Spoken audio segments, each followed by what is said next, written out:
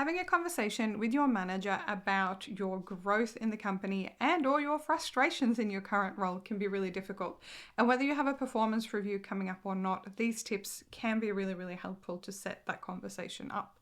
So firstly, we're going to tackle what to do when something doesn't feel quite right. And secondly, we're going to look at how to position that conversation with your manager. And don't worry, it's going to be real quick.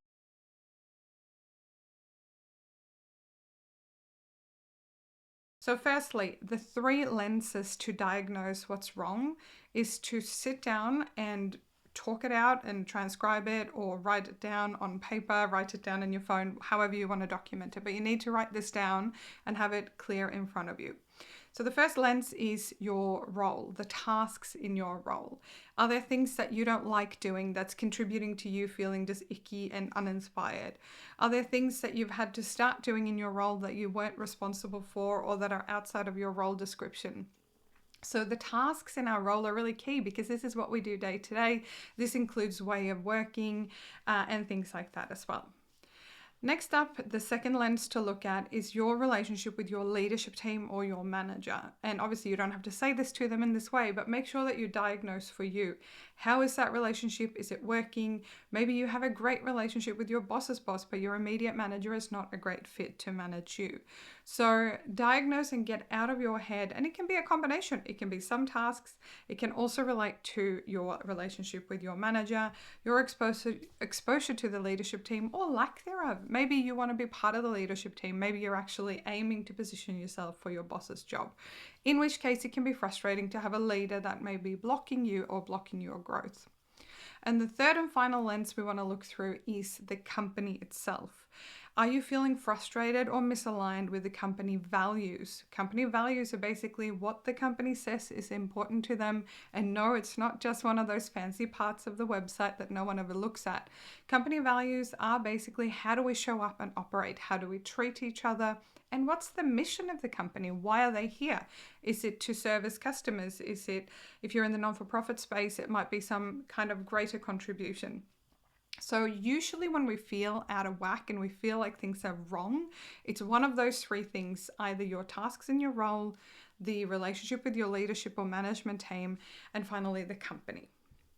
But let's say that we've diagnosed and we've worked out that actually it's a lot around the tasks or it's a lot around this thing. At least this gives you clarity on why you're feeling a bit frustrated, and it gives you agency to do something about it. So how then do we position for the actual conversation? And this is a key part. So when we make an ask, whether it's to a manager or somebody else, we want to make sure that we're approaching it with a win-win-win framework. What I mean by this is that ideally a good outcome is a win for you as the individual because you get what you need and you get more excited about coming to work. It's a win for your manager and for the company because it could be that you're more productive, that you're happier, and that it's a no big deal for them to approve the thing because it's a win for them as well. And finally, that it's a win for the greater good or the customer. And when we're addressing this, and I'll give you an example in just a second, but when it becomes a win for all those 3 categories, it's good for you, it's good for them, it's good for the customers or the greater good, then it becomes much easier for someone to say, yes, let's do that.